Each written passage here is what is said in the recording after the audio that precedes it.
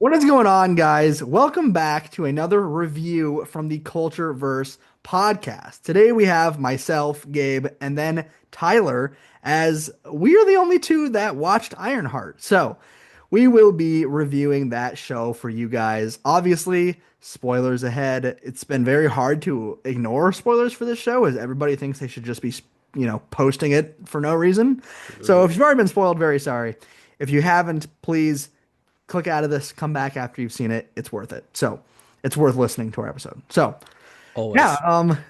always, it's always a good listen. So let's kind of just jump right into this. I'm gonna try to start with some of my thoughts first, as I have a lot of things going on in my head about this show. Let's get the elephant in the room addressed. This show had no expectations from people other than bad. Everyone was not excited for this show. They were frustrated with the just kind of everything about the way Marvel advertised the show, as they didn't drop a trailer until a little less than a month before the show dropped. They were just kind of throwing Ryan Coogler's name on there, whether obviously we don't know if he did a lot or not, but they were using his name a lot to try to get people to watch it. And there just wasn't a whole lot of hype for it, and that really set my expect that really set my expectations pretty much on the floor, unfortunately. And I think the show does some things very well, but then I think it does some things very bad. I'm going to start with the things I think it does well. Dominique Thorne as Riri Williams is, in my opinion, 50 times better in this than she was in Wakanda Forever. I think she is terrible in Wakanda Forever, straight up unlikable, poorly written, and I liked her in this. I thought she did a good job. I like the path that they're going down with her, where she's almost like an anti-hero right now, borderline villain. I mean, she's not exactly a good she's a good guy, but not. And that let's get into that with the ending of her. That's something I both have an issue with and am excited about. My issue is that we went through six entire episodes of watching her go against Parker and see what the hood can do to people, and understand that the hood, of course, we find out comes from Mephisto. But she watches all that, and then she immediately does exactly what Parker was doing. And I was like, all right. Like, on one hand, I get it. That's kind of the concept, is that Mephisto goes after people who need it. And she needs it because she wants so badly to have her friend back. I get that. She makes this decision in about 5 minutes to just shake his hand and be like, yeah, what could go wrong? Everything could go wrong. That's pretty obvious. So, on one hand, I like that they weren't afraid to make her make that decision. She wasn't just this perfect hero who makes all the right choices. She just did something stupid. And I like that, because that's interesting. And I'm excited to see where that goes. So, obviously, I said I have a bunch of thoughts, but I'm not just going to go through every single individual thought I have and then be like, all right, your turn, Tyler. So I'll let you chip in to some of the stuff I've been saying. But so yeah, my first point is I like Dominique Thorne. I think she did a good job. And I like that they're not afraid to make her this morally gray character right now. Yeah. So, like you said, you had a lot of thoughts going into this episode, and I do too. The first few episodes were a struggle. I watched the first three episodes, and I was like, I don't even want to finish this. But those last two episodes kind of got me intrigued a little bit, which surprised me a lot because I was not looking forward to this show because we didn't need it. We really didn't need it. No. But the part that gets me into liking Riri Williams a lot more is in episode 5. The whole thing with her mom was by far the Mhm. best part of the entire show, and that Mhm. that moment, that those scenes is what hooked me, because we're now they did a really good job of making us feel connected to this character, a character that nobody cared for, and adding this emotional factor with her losing a friend and a stepdad. Mhm. it They did a really good job with that. When it comes to her decision to shake Mephisto's hand, first off, having Mephisto finally join the MCU in Ironheart was a choice that not a lot of us would have made. So Mhm. let's just say Questionable. that. Questionable. But to shake his hand after basically being against everything Hood was doing, Mhm. very, very childish. I'll definitely say Yes. very childish, very selfish. Mhm. And I think that's what this character is. So it makes sense why she did it. Mhm. but it's just interesting how fast she did it. Hmm. And then to have Mephisto be Mephisto and completely turn it on her head, it's kind of crazy. Yeah. So, I'm gonna be honest. I've been seeing multiple things of people saying their thoughts on Mephisto. I'm curious what you think because you've watched X-Men 97. You know more about these characters than me, but I'm gonna say my thoughts about it first before. I really thought he did good. I enjoyed the actor. I thought that the actor did good. I loved the way that he appeared as a human, and then we saw in the reflection of the spoon what he really looked like. I thought that was super interesting. And mhm. I like the way that he comes across. He comes across as incredibly intelligent. And I know that he's a character who doesn't necessarily lie, he just doesn't tell all of the truth. And you could absolutely tell that's what he's He doing. makes you sign contracts that are Yes. so big that you don't read the whole contract. Exactly. He's the literally the king of doing that. And Hmm. that was so evident because every time they say, "What is it going to cost me?" he always says something that you won't miss. And Yeah. that's one thing that on one hand I was like, "Oh, I like that. That's cool." But then on the other hand, I was like, "You got to be dumb to not be like, what do you mean something? What are you talking about?" I Like, mean, you don't miss it. I mean, I, the ending, you don't miss that. that's So, fair. That's fair. So that was interesting. But yeah, I really enjoyed our introduction to Mephisto, regardless of being in this show or not. I enjoyed it, and I thought the actor did great. But yeah, what are your thoughts? well, for starters, I don't think Mephisto's in the X-Men unless Oh, I wow. I didn't watch didn't it. even know that. Mr. Sinister is the main villain, Hmm. so that might be what you're thinking of. But It could have been. the only I haven't read anything involving Mephisto in the comics. The only thing I have seen Mephisto in is Ghost Rider with Nick Mm, Cage. yes. So it's a completely different character from those two. But Hmm. I didn't hate this character. I did question because like I said, I didn't know anything about this character really. I just knew Hmm. his name, Yeah. so I didn't really know how to feel about him. Hmm. So, but I thought he was very enjoyable. It just I wish we got more of him in the show, and that's definitely what they were trying to use to get you to watch the show because Hmm. Mephisto is a very important character in the Marvel universe. So, Yeah, absolutely. And I'm very intrigued to know who the allies or colleagues between the two of them are that he's already signed deals with. He mentioned that there are a bunch of people, and I've seen people saying anywhere from potentially Spider-Man. Spider-Man could be somebody that could have signed a deal, or some people think this is. Let me go back a step. Ryan Coogler said that this will tie directly into Doomsday. Talk about a way to bring. We literally just saw someone get brought back to life. That is powerful. That can be mhm. used for a ton of things. We were talking in an episode earlier about Killmonger potentially coming back. Oh What if man, and oh And man, Riri knows Shuri and Shuri. Wakanda. So could she go straight to Shuri and say, "I know"? But my thought is, why would Shuri want to bring back Eric Killmonger? So Yeah, if you're gonna bring maybe back anybody, it's it gonna would, be yes, T'Challa. But exactly. So like yeah. maybe I don't know. I just think it's interesting, and that absolutely opens the door for a lot of possibilities now that we know that Mephisto has one already made deals with characters that we definitely know, and two will continue to make deals with characters that we know, and we're gonna see how that unfolds. So I love that they included that.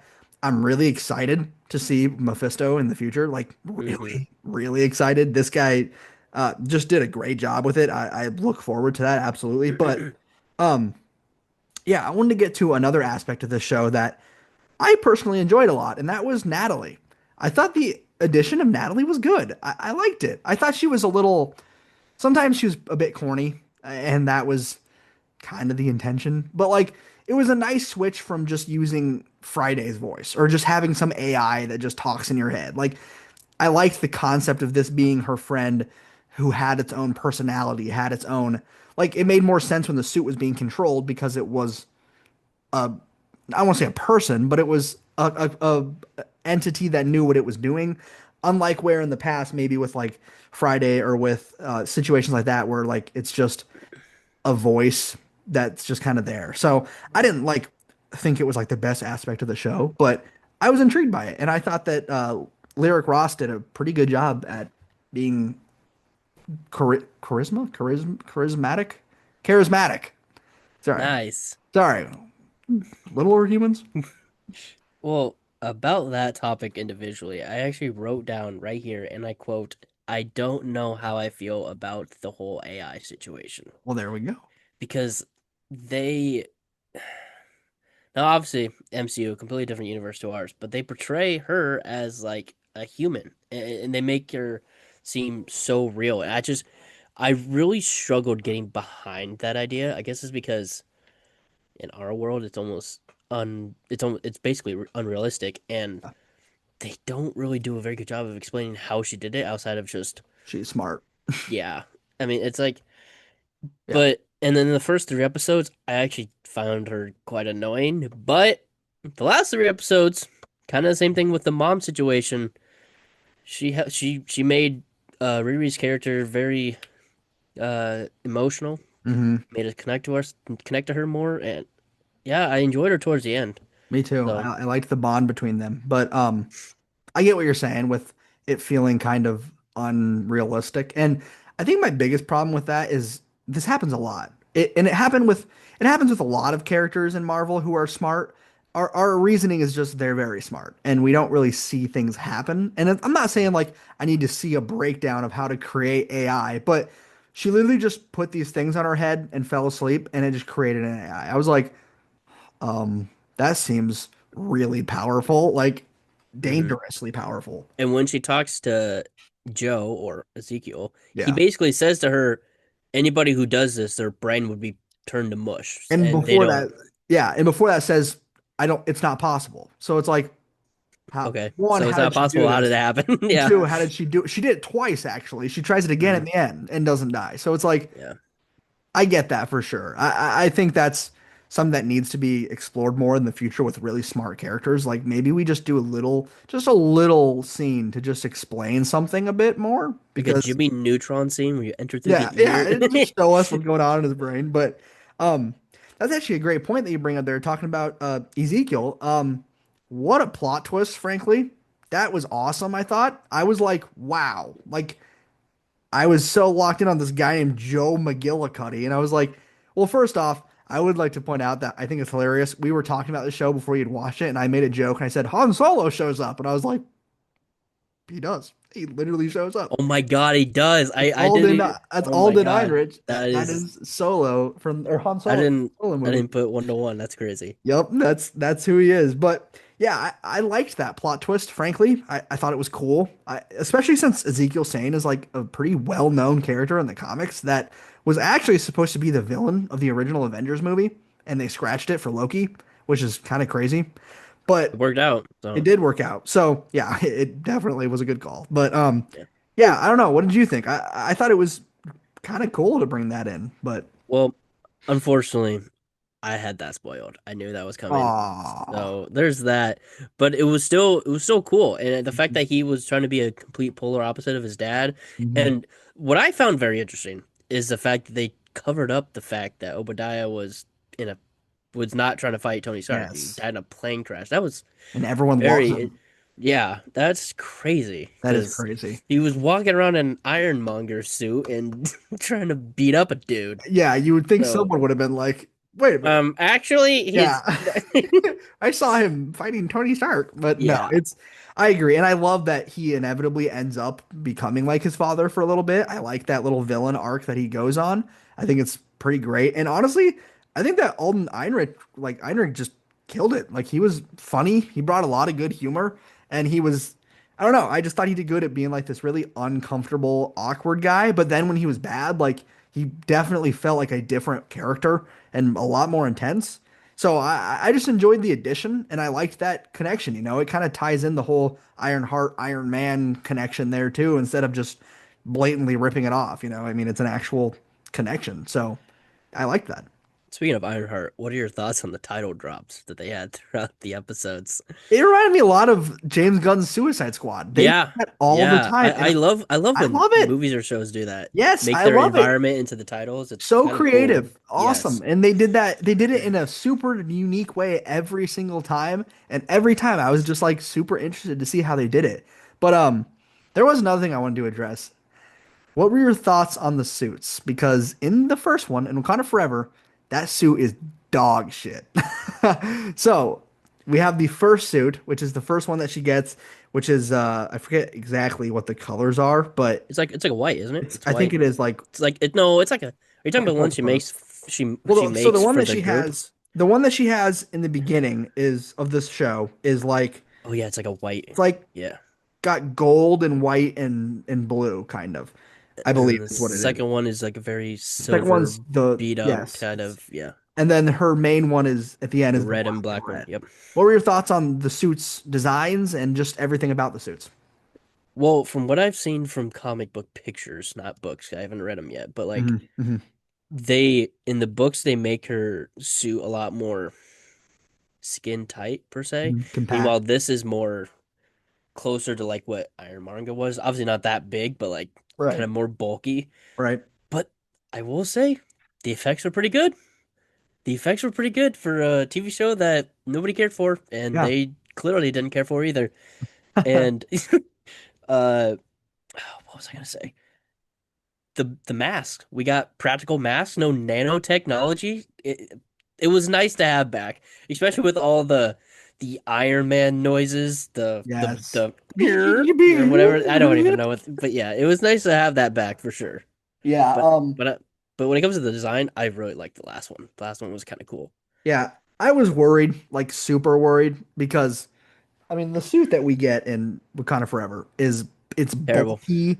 The head looks wrong, the shoulders look wrong, the design like it's just not good. It doesn't even look like it belongs on in the No. picture either. And the Like CGI is awful for the suit. I agree with you. While I do wish it was a bit more compact like it is in the comics, I think that looks a lot slicker, a lot more mm, like normal. I still think this is a good suit. Like all the ones we've seen in the show, I like them. I like the way they look.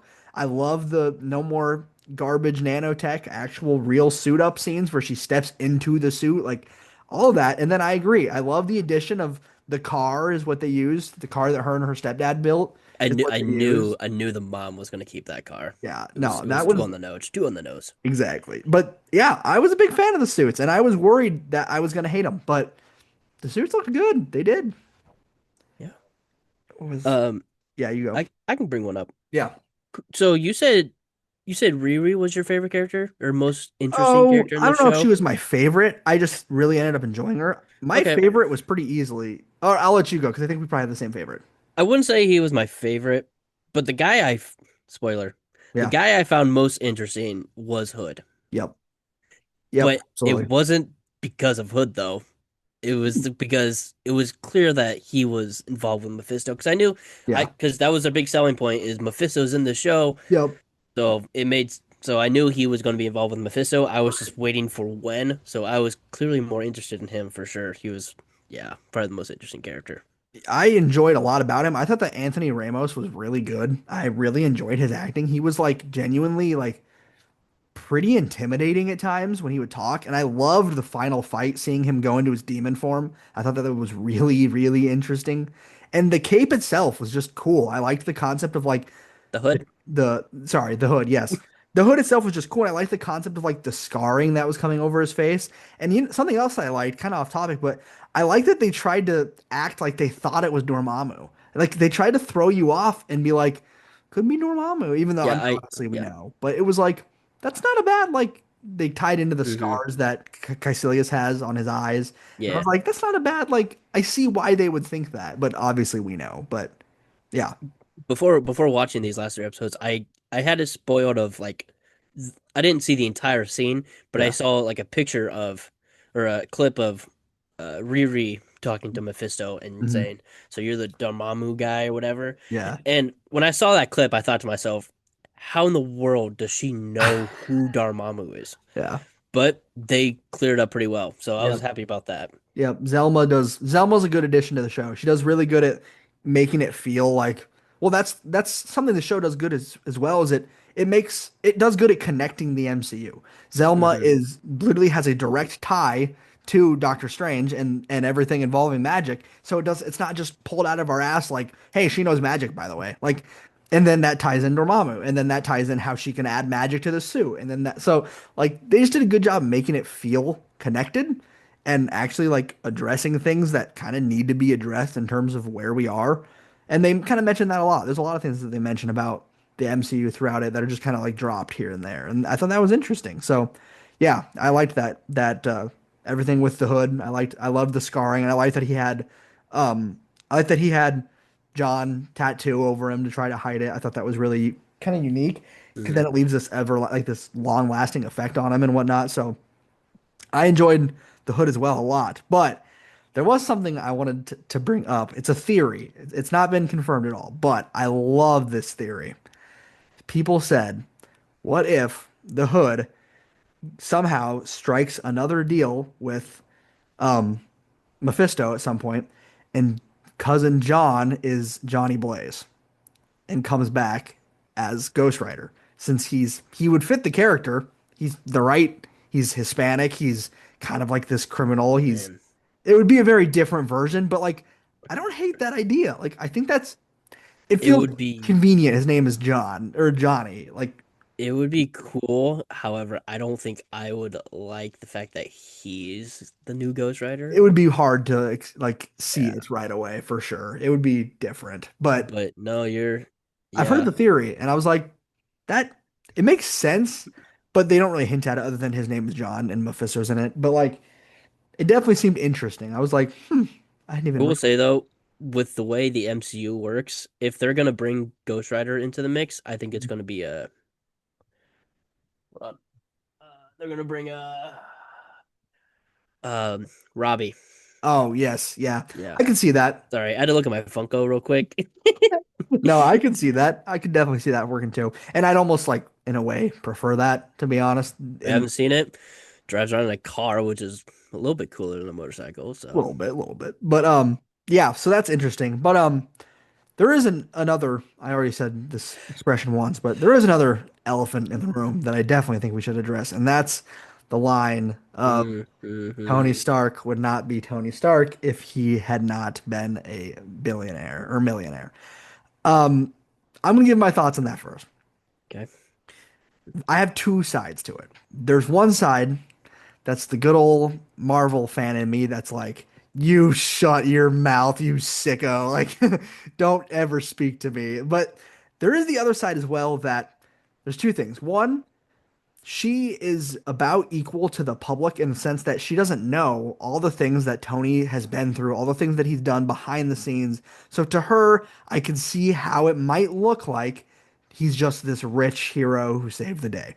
And the other thing is, Captain America also went on record as dogging on Tony and saying that you're nothing but a rich asshole who will, he says it in Avengers, who will not, as he says, you would not lay down and cut the line for someone else and or lay down and what he's talking about the line and then Tony says I would just cut the line. But the argument there is we watch Tony literally prove that wrong and he doesn't really get a chance to do that with Riri, obviously, because he's no longer here. So my thought is, I guess it makes sense that she would think that. However, that's in the context of it just being a character in a real world. That the context of a director willingly writing this line. And also, there's a line earlier that says, "I'm not gonna throw a diss at Tony this early," as in she would later down the line. I was like, are we just like openly bashing Tony Stark right now? Like, are we really doing that? So I don't know. I'd like to hear your thoughts because I can see you look a little on edge about it.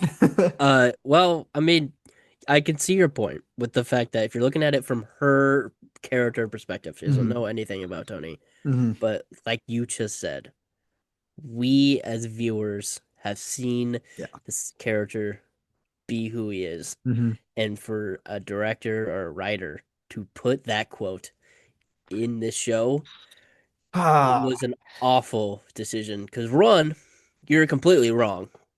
And two, you're just gonna have people avoid watching your show altogether if you're gonna drop a quote like that. just gonna piss That me was off. really, really dumb. Yeah. I mean, the man literally, the man built this in a cave with a box of scraps. I mean, Yeah. I mean, come on. Like, and the other thing is, if he, let's say hypothetically, he wasn't a millionaire, he would have just made money because he's so smart and become like he's a millionaire because he's a genius. Like, yeah, sure, maybe he's a millionaire initially because his dad, but you're acting like he wouldn't have just become one anyways because he's a genius. Like, let's if not act Riri like he's Williams given can it do to him. it, you're telling me he can't? Yeah, like let's not act like yeah, let's not underplay the importance of this character in this Hmm. universe by just saying that he's a millionaire and that's why he was able to do all this. And don't get me wrong, like yeah, obviously the millionaire Having is resources is necessary. nice, yes. Like that's necessary for his character, but he makes the money because he's a genius. He wouldn't just be poor if he didn't Hmm. have the money. Like he would easily have made money by just being a genius. And like you just said, if Riri is able to find a way to build a suit, do you really think that Tony Stark would have been able to? Because like I'm not dissing Riri. Like I like her as a character, but she's significantly younger than he was at the beginning. She's nowhere close to as far along as he was in terms of like what he had learned in his life. So like she's able to do this at a younger age with less training and less teaching. And I mean, I know some people say she's like one of the smartest characters in the MCU. She is not smarter than Tony Stark, at least not in the MCU at this moment. Maybe she is later in the comics, but not at this moment. So if she's able to do this, Tony was able to do this. So like you said, the audacity to like write this line and be like, this will go well. No one will respond to this poorly. Come on, dude. Like It's rage baiting that didn't go well. yeah, it is rage baiting that didn't go well. Because there have been some good heated arguments about this one, and I've seen both sides. A lot of people have been defending Riri, and that's like I said, I get it. I understand from the character's perspective of not understanding. I get it. It's just as the writer, you chose to put this in. That's bold. That is bold as Yeah. hell. So it's not like I turned off the show after that. I was like, nah, I'm done. But I was definitely like, whoa, like First thing I wrote wow. down, and I was not very happy that I had to write that down. Yeah. I remember like as soon as she said it, I had not because I watched it like the day it came out, so I hadn't seen any posts about it. I was like, Hmm. I'm watching Ironheart and they just took a shot at Iron Man. Like, Hmm. whoa, dude. So interesting choice that you and I definitely do not fully agree with, but Yeah. it's all right. It didn't ruin it by any means, so oh well. Eric Andre jump scare. I don't know what Eric Andre was doing in here. His rampage. That was weird as hell. Just a comedian who, Oh, yes. yeah, just as a Yes. comedian. I was like, hey, like what the hell? And he's just, Yeah, that I was mean, he just gets killed off, but that was so random. I was like, so weird. all right, Eric Andre. I'm just looking through the cast Yeah. here. That one was just weird, frankly. Um, Trying to find another point here. I don't really have anything else. The only other thing I was really thinking is the fighting and the choreography. I thought they did a pretty good job. It was pretty It was creative. solid. It I was liked solid. the fighting with the suit. I thought that that was fun. I loved when she in episode 5, I believe, when she punches the truck and flips off Slug as the truck is flying over.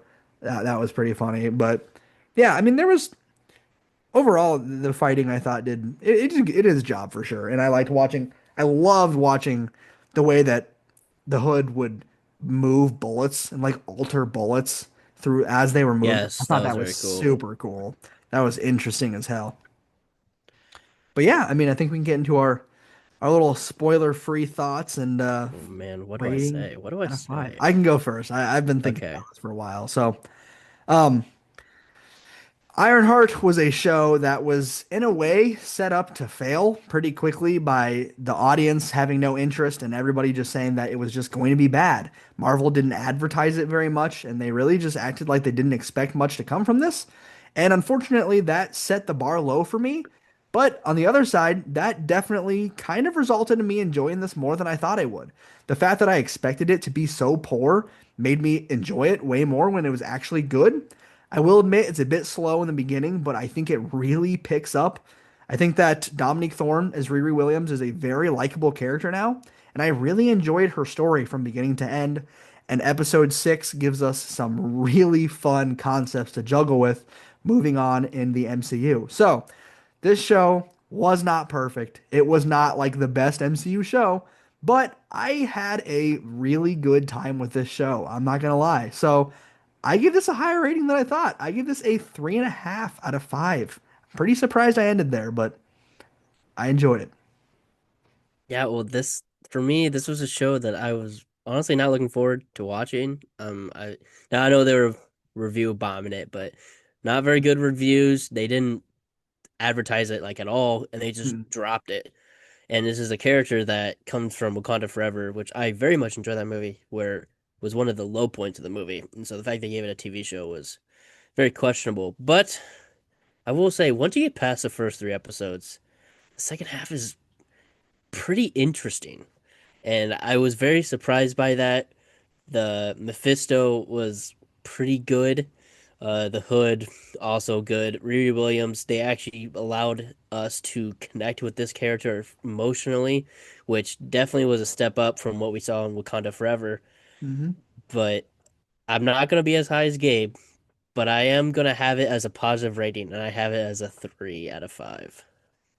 I mean, guys, if that's not at least a sign to check out this show, I don't know what is, because if you've listened to this podcast, Tyler and I have not been nice to this show, at least when Mm-mm. they were talking about it. Yeah. If we've mentioned it, it's been quickly glanced over and pretty much shit on. Hmm. And I'm glad that I'm glad that it ended up being good because, or at least above average, because we kind of needed something to hold us over at least until we get to the next movie. And I thought that this did a good job. It kind of blows my mind that they failed to advertise this so horribly.